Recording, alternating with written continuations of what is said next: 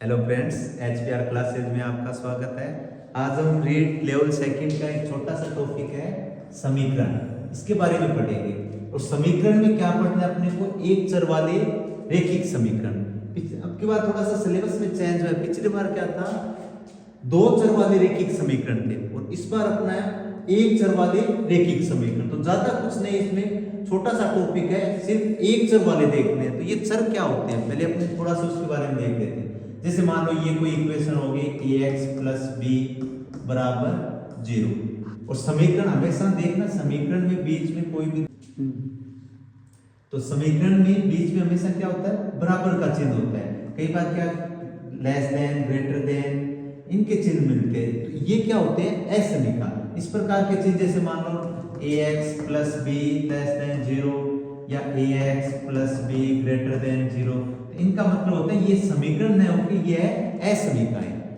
और कुछ होती है सर्वसमीकाएं, जिसको अपन बाद में पढ़ेंगे। पहले अपन एक चर वाले रैखिक समीकरणों के बारे में पढ़ते हैं। तो ये x क्या होता है, यहाँ पे चर, वेरिएबल, और a और b ये दोनों होते हैं कांस्टेंट यानी अचर।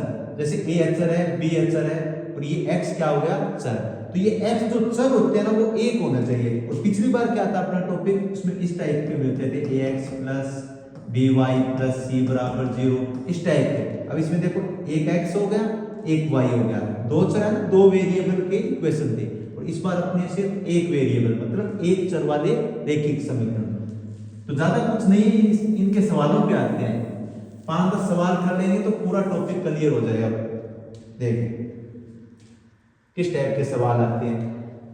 देखो ये दे रखा है, यदि 144/0.144 बराबर है 14.4/x है, तो x का मान क्या होगा। देखो इसको कैसे सोल्व करना है, 144 बटे नीचे से पॉइंट हटा देते हैं, और नीचे से जब दशमलव हटाते हैं तो जितने दशमलव के बाद अंक होते हैं उतने ऊपर 0 लगा देते हैं। तो 3 अंक है तो 3 0 लगा देंगे, बराबर यहां से भी पॉइंट हटा देते हैं तो नीचे है ना, जितने दशमलव के बाद अंक थे इस साइड उतने अपने नीचे 0 आ जाएंगे। देखो 144 से 144 कैंसिल, तिरछा गुणा करेंगे, 1000 है, इसको किससे गुणा करना है, 10x से, बराबर अपने पास कितने 144।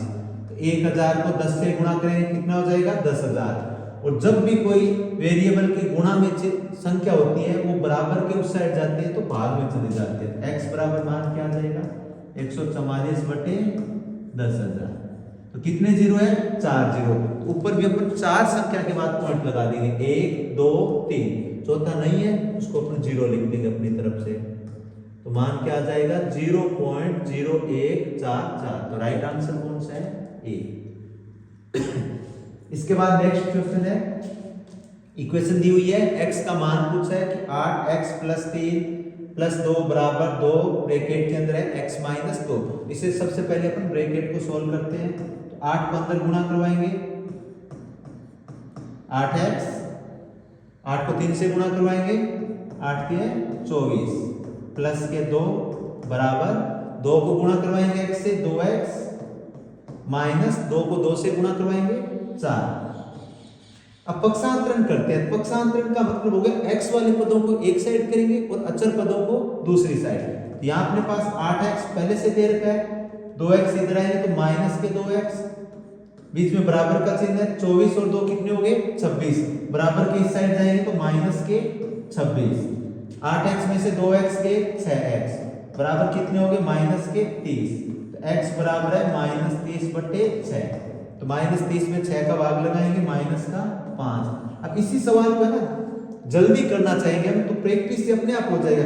या ऐसे पक्षांतरण करने के तो वो मन माइंड के अंदर अपन पक्षांतरण कर लेंगे, कैलकुलेशन है वो भी माइंड के अंदर कर लेंगे, तो एकदम आसान और कम टाइम में हो जाएगा। तो राइट आंसर कौन सा है इसका, बी। नेक्स्ट क्वेश्चन पे चलते हैं। यदि x + 1 एक सम संख्या है तो अगली सम संख्या क्या होगी। जब भी अपन सम संख्या या विषम संख्या मानते हैं तो ध्यान देना, मान लो कि x को हमने सम संख्या मानी है तो अगली संख्या कब आएगी। जैसे कोई दो है, कोई नंबर है, इसमें यदि अपन 1 जोड़ेंगे तो क्या आएगी, विषम, 2 जोड़ेंगे क्या आएगी, सम, वापिस फिर 1 जोड़ेंगे क्या आएगी, विषम, और 2 जोड़ेंगे इस पद में 2 जोड़ेंगे क्या आ जाएगी, सम। तो कोई भी, और यदि मान लो हमने पहले मान ली x प्लस 1, यदि x मानी हमने तो अगली सम कब आएगी इसमें 2 जोड़ने पर, तो अगली सम हो जाएगी x प्लस 2। और यदि हमने x प्लस 1 है वो सम मान ली तो अगली सम कब आएगी 2 जोड़ने पर x प्लस 3। ऐसे मान लो हमने x को विषम संख्या मान ली तो अगली विषम संख्या कब आएगी इसमें 2 जोड़ने पर। कोई भी हमने नंबर माना है चाहे वो सम का मान हो या विषम को, यदि सम माना है तो अगली सम 2 जोड़ने पर आएगी, यदि विषम मान ली तो अगली वापस विषम है वो भी 2 जोड़ने पर ही आएगी। इसमें क्या दिया इसने x प्लस 1 एक सम संख्या है तो अगली सम संख्या क्या होगी इसमें 2 जोड़ दो, x प्लस 1 प्लस 1 2, तो मान कितना आ जाएगा x प्लस 3। तो नेक्स्ट इसके क्रमागत अगली सम संख्या होगी x प्लस 3।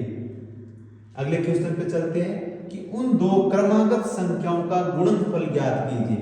दो जो कंटिन्यू संख्या है उनका गुणनफल ज्ञात करो जिनमें से पहली संख्या का 4 गुना दूसरी संख्या के 3 गुने से 10 अधिक है।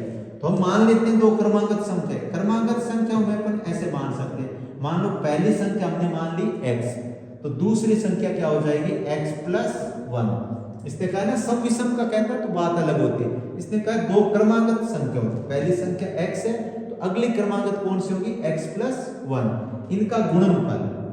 आगे क्या है गुणनफल ज्ञात करो, ज्ञात करना अपने को जिनमें से पहली संख्या का 4 गुना, ये पहली संख्या है इसका 4 गुना, ये किसके बराबर है दूसरी संख्या के 3 गुना, दूसरी संख्या इसको 3 से गुणा करेंगे, पहली संख्या का 4 गुना दूसरी संख्या के 3 गुने से 10 अधिक है। मतलब ये 4x है वो इसके 3 गुने से 10 अधिक है। इसमें यदि अपन 10 जोड़ देंगे ये दोनों क्या हो जाएंगे फिर बराबर, तो 3 को अंदर गुणा करवा दो, 3x प्लस 3 और प्लस के 10, इस 3x को इधर लेके आ जाओ, तो 4x पहले से है पक्षांतरण करेंगे तो ये 3x इधर नेगेटिव साइन हो जाएगा, माइनस के 3x बराबर 10 और 3 कितने हो गए 13, तो 4x में से 3x गए x बराबर 13। तो एक नंबर आ गया अपना पहला 13, तो दूसरा नंबर क्या हो जाएगा इसमें एक जोड़ेंगे तो दूसरा x प्लस 1 बराबर 13 और 1 14। और इसने पूछा क्या है इन दोनों क्रमागत संख्याओं का गुणनफल, तो 13 को 14 से गुणा करेंगे कितना आ जाएगा मान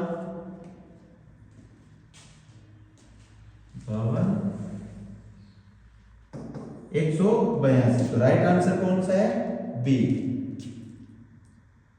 अगला क्वेश्चन है 3 क्रमागत विषम संख्याओं में पहली संख्या का 1/3 भाग तीसरी संख्या के 1/5 भाग से 2 अधिक है तो दूसरी संख्या ज्ञात कीजिए। तो यहां पे अपन मान लेते हैं 3 क्रमागत नंबर, माना 3 क्रमागत संख्याएं,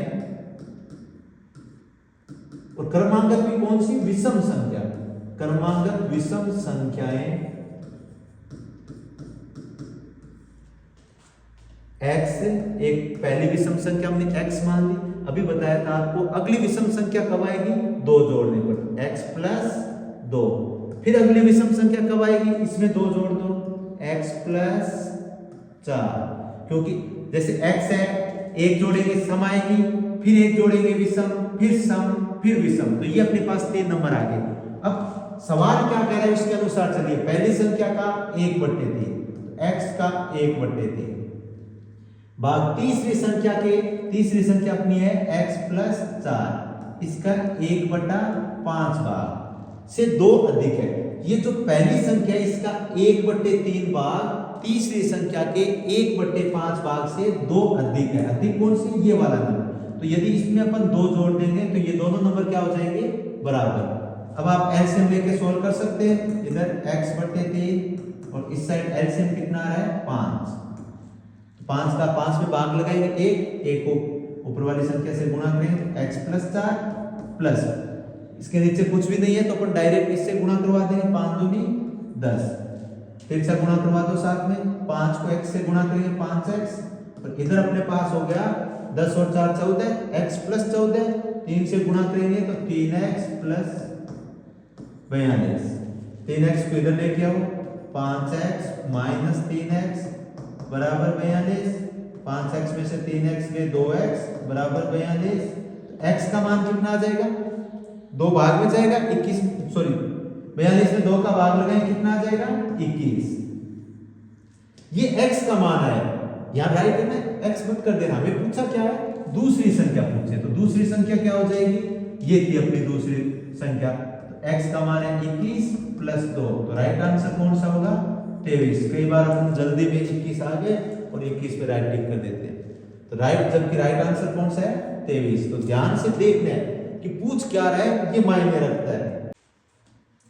तो अगले क्वेश्चन पे चलते हैं, छठे पे 6x, इसका सॉल्यूशन करते हैं, 6x प्लस 1/3 प्लस 1 बराबर है x माइनस 3/6। इसमें भी अपन एलसीएम लेते हैं, 3 इसका एलसीएम आ जाएगा, 3 का 3 में भाग लगाते हैं 1 को ऊपर वाली संख्या से गुणा करेंगे तो 6x प्लस 1। जब 1 हो ना तो डायरेक्ट एलसीएम से गुणा करवा देते हैं, 3 को 1 से गुणा करेंगे 3 बराबर x माइनस 3/6। अब इस 3 से काट देंगे, 3 एकम 3, 3 दूनी 6। जब दोनों में भाग में कोई संख्या हो, बीच में बराबर का चिन्ह हो तो काट सकते हैं अपन ऐसे। तो मान क्या आ जाएगा इसका, देखो 6x प्लस 3 और 1 कितना हो जाएगा 4, और यहां जो भी भाग में संख्या वो बराबर की साइड आएगी तो गुणा में, बराबर है x माइनस 3। 2 से अंदर गुणा करवाएंगे, 6 दूनी 12x प्लस 4 दूनी 8 बराबर है x माइनस 3। x को पक्षांतरण करके इधर लेके जाते हैं तो 12x माइनस x बराबर माइनस 3, पहले से 8 को बराबर की साइड लेके आएंगे तो माइनस का 8, 12x में से x गया 11x बराबर माइनस के 11। x की वैल्यू कितनी हो जाएगी, माइनस 11 बटे प्लस के 11 माइनस 1। तो राइट आंसर कौन सा होगा ए।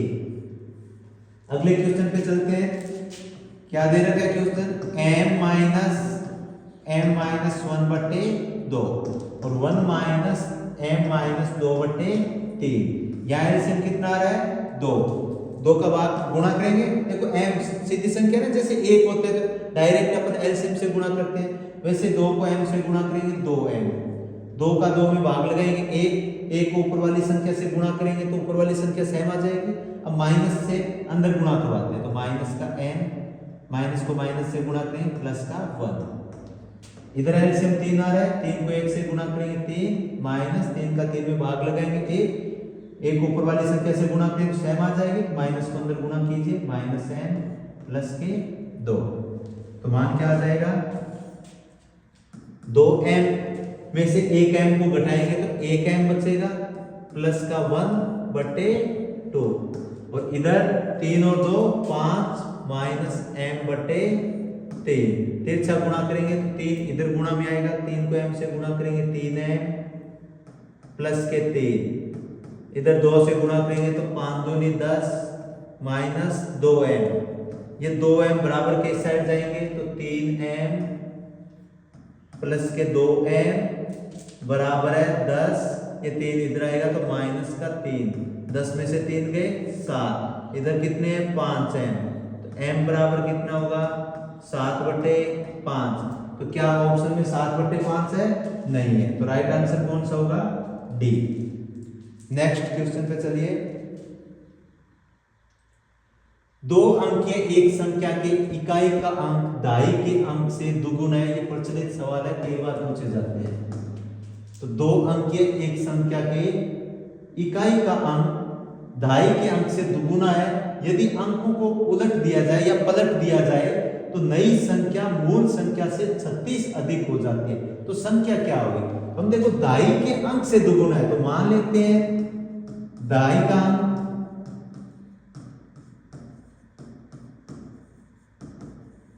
दाई के अंक को हमने x मान लिया, तो इकाई का अंक क्या हो जाएगा,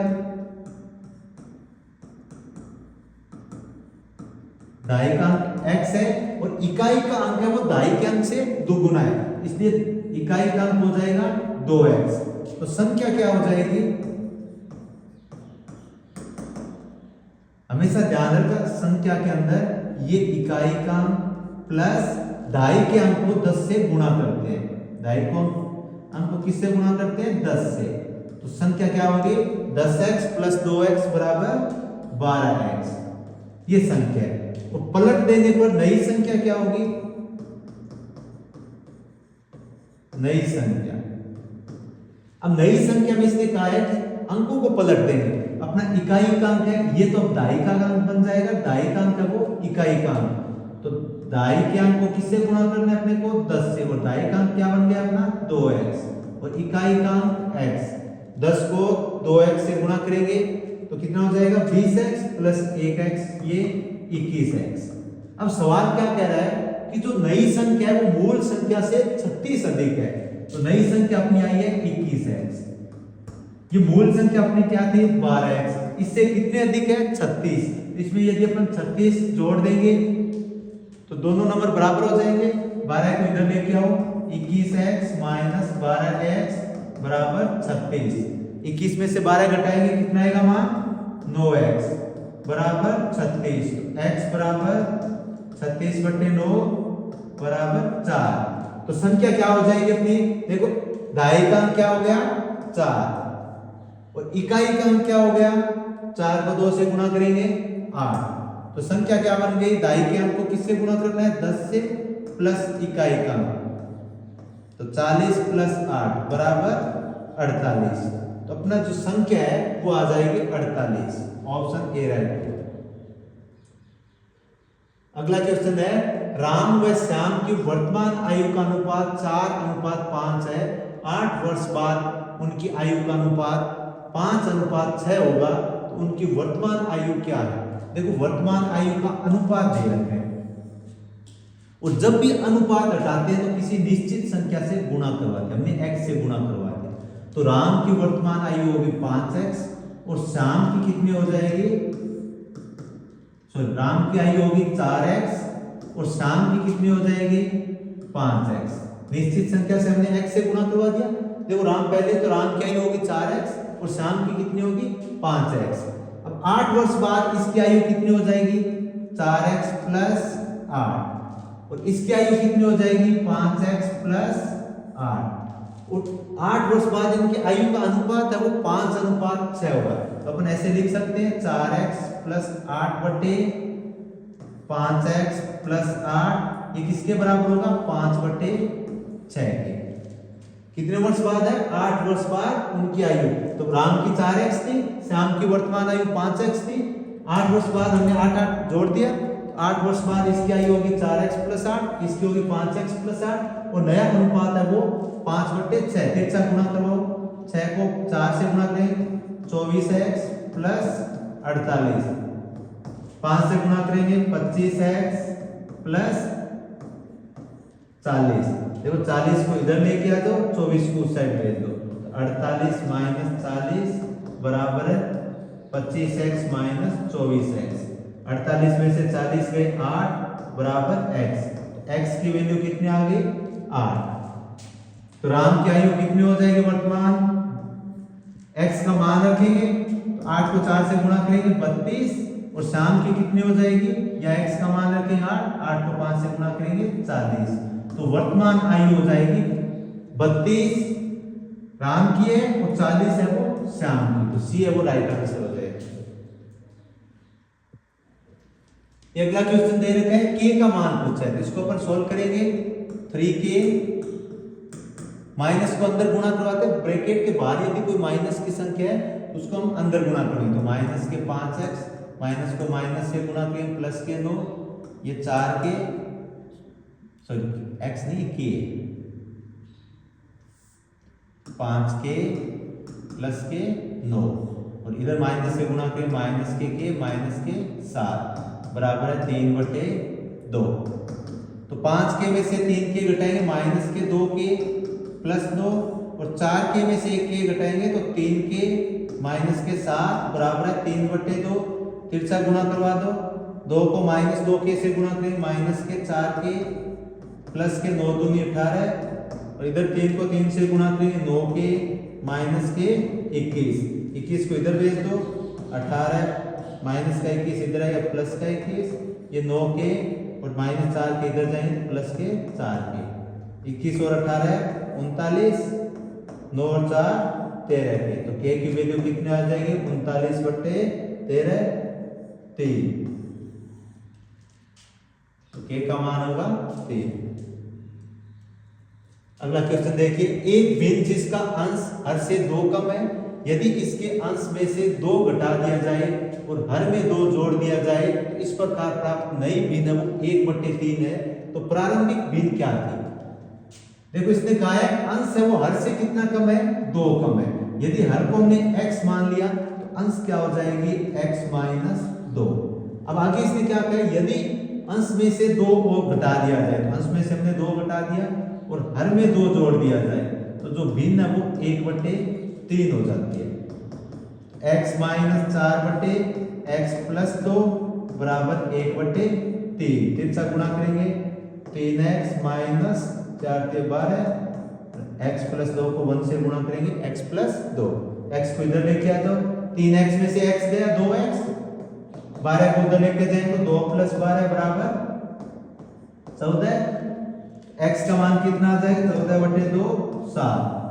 ये x का मान आ गया। तो भिन्न क्या हो जाएगी अपनी प्रारंभिक भिन्न, मतलब हर अपने पास 7 आ गया और अंश क्या थी, हर से 2 कम, तो 7 में से 2 कम करेंगे 5/7। तो राइट आंसर कौन सा है, सी। लास्ट क्वेश्चन है, इसका सॉल्यूशन बताएं अपने को। देखो 2/3x - 5 प्लस 2/2x - 5 बराबर 0 दे रखा है। तो x की वैल्यू पूछिए। एलसीएम कितना आ रहा है, 3x - 5, 2x - 5। देखो इससे ये कैंसिल, तो 2x - 5 बचेगा, जिसे 2 से गुणा करोगे तो 2 दूनी 4x - 5 दूनी 10 प्लस इससे ये कैंसिल, तो 3x - 5 को 2 से गुणा करवाएंगे, 3 दूनी 6x - 5 दूनी 10 बराबर 0। तो इस संख्या को जब 0 की तरफ लेके जाएंगे तो 0 से गुणा होगी और गुणा होते ये पूरा 0 बन जाएगा। तो यहाँ क्या बचेगा, 6x + 4x 10x माइनस के 20 बराबर 0। तो 10x बराबर 20। तो x बराबर 20 में 10 का भाग लगाएंगे 2। तो राइट आंसर कौन सा है, ए। ये अपना जो टॉपिक था इस बार थोड़ा सा आसान कर दिया, क्योंकि एक चर के रैखिक समीकरण के बारे में, एक चर के रैखिक समीकरण, 2 चर वाले में तो वैरायटी थी सवालों की, और एक चर के रैखिक समीकरणों में कोई ज्यादा वैरायटी नहीं है। जिस टाइप के सवाल एग्जाम में पूछे जाते हैं ना, उनके बारे में हमने चर्चा कर ली। धन्यवाद।